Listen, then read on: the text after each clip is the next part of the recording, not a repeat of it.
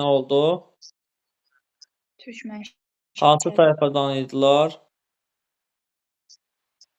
Çəngərli tayfasından. Gəncəli tayfasından idilər.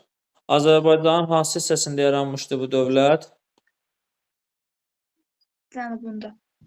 Hansı dövlətin süqutu nəticəsində yaranmışdı Salarilər? Sazilərin. Kim yaratmışdı bu dövləti? Mərzban ibn Məhəmməd. Mərzban ibn Məhəmmədin tariximizdə yenidən gördüyü iş hansı iş idi?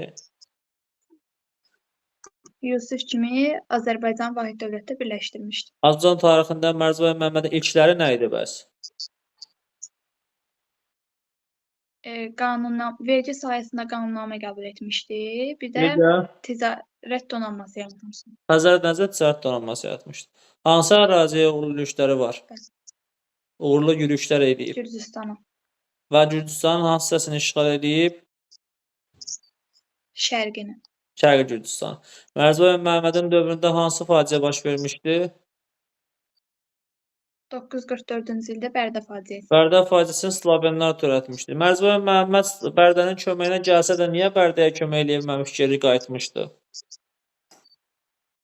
Mosul hakiminin belə deyim də Hücum xəbərini eşitdiyi üçün. Slavenlər Bərdəni nə vaxt tərk edirlər? 945-ci ildə. Tərk eləmə səbəbləri nə idi? Əhali ciddi müqavimət göstərirdi. Əsgərlər arasında xəstəlik yayılmışdı. Bəli. Mərzban ibn Məhəmməddən sonra kim gəldi hakimiyyətə? İbrahim ibn Mərzban. Xeyr, Ondan sonra Vəhsudan gəlir. Qardaşı Vəhsudan gəlir. Sonra da İbrahim var. Salarlərin sonra kimdir? İbrahim ibn Mərzban. Süqut tarixi nə vaxtdır? 981. Kim süqut uğratdı Salarilər dövlətini? Rəvvadilər. Rəvvadi nəslindən olan kim? Əbülhicə. Və Salarlərin süqutu Əbul. nəticəsində hansı dövlət yaranacaq? Şəddadilər. 971-də. Xeyr.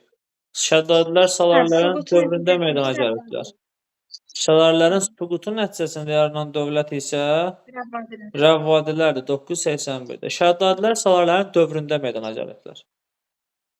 Demək, Sacı və Salarlərin mənşəyi nə oldu? İkisinin də mənşəyi Türk mənşəlidirlər. İkisi də Azərbaycanın hansı hissəsində yaranmışdılar? Cənubunda. Cənubi Azərbaycanda meydana gəlmişdi.